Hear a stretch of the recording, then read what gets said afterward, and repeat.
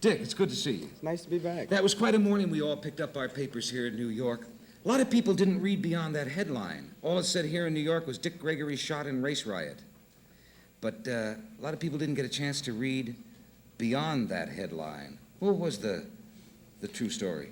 Well, actually, I had gone in the night before. It happened early in the morning, which would have put it about 7 o'clock on the East Coast, which was about 5 o'clock on the West Coast. And we'd been in there for about 6 hours, which is very embarrassing to go in after a riot starts. When you think of all the facilities we have in this country to solve the problems of the masses, you see, if these conditions existed in any other country other than America, we could solve them. We have the know-how, we have the facilities, we have the research, we have the money.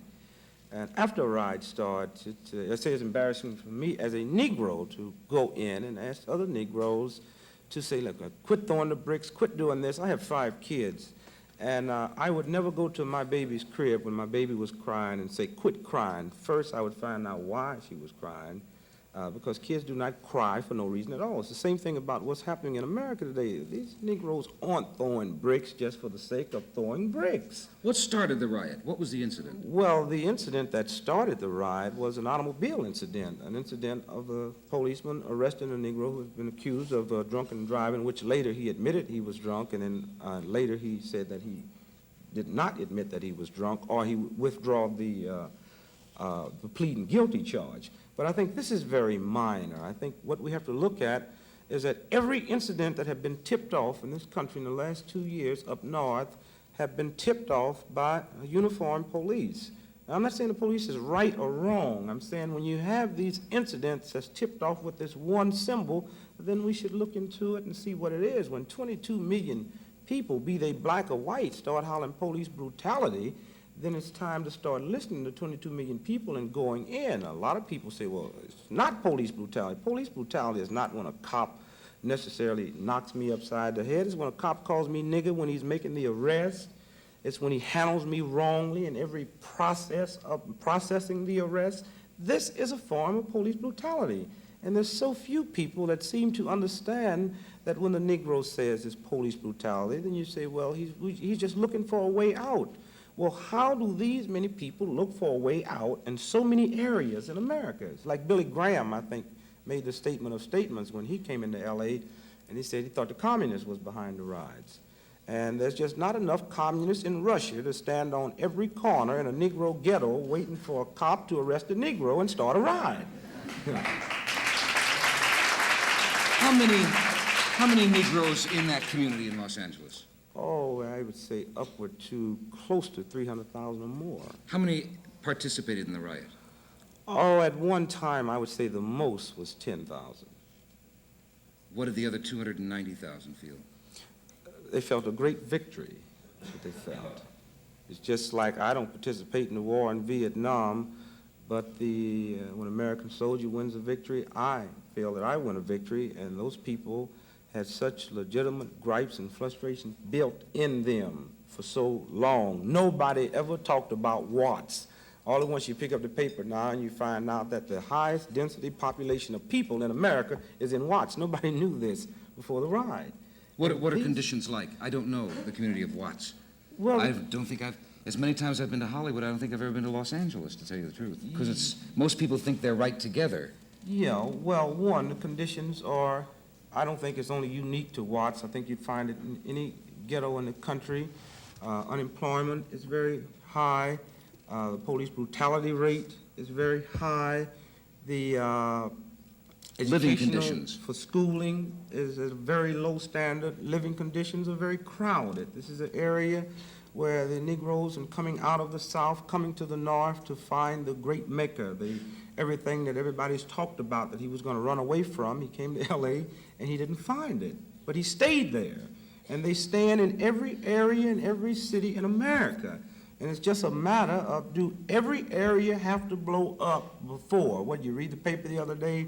They've sent $29 million into Watts. So you have to take a brick to get your problem solved in a country in a day and age that we are living. When we got behind in the missile gap, a bunch of scientists didn't have to come out with bricks and sticks and burn places down for the government to put in the right amount of money and to put the right missile program up. Why is it necessary for people to do this? And you know, and the frightening part about it is when you sit and talk about the problems that exist and the conditions that exist, a lot of people say, well, because I'm a Negro, I'm taking a way out. I'm trying to find an excuse for his actions. But there are many whites that know this. The president's beginning to come out now and talk about secret reports that they've had.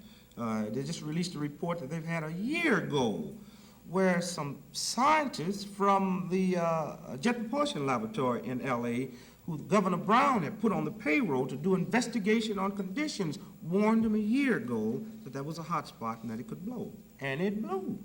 And it's going to be a whole lots of watts all over this country up north if we don't go in and start solving the problem, not only the problem of the Negro, but the problem of the poor white man who also lives under the same conditions, but he's had better ways of expressing his than the Negro has had. And the minute his channels are cut off, and the way his channels are going to be cut off is by seeing the Negro walk out and through the civil rights organization or through BRICS advance the cause, and when I say advance the cause, bring the type of attention where they will go in and start solving the problem. You have white people that live in a ghetto that they're going to be next unless we sit down and solve this problem, which is not a Los Angeles problem, which is not a Mississippi problem, it's an American problem.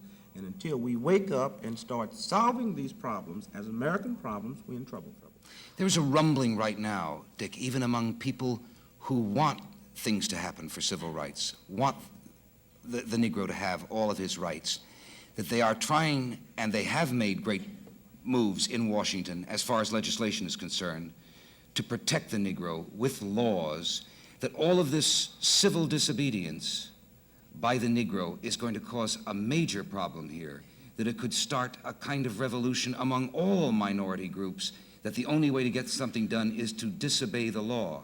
And there is a feeling that if many disobey the law, disobey the Constitution, that it's going to be a terrible chaos here in America. Well, this I go along with. This is probably true, but we talk about the Constitution and we talk about the law. But when we talk about the Constitution, read the Constitution and see how many times it mentions law and obeying the law.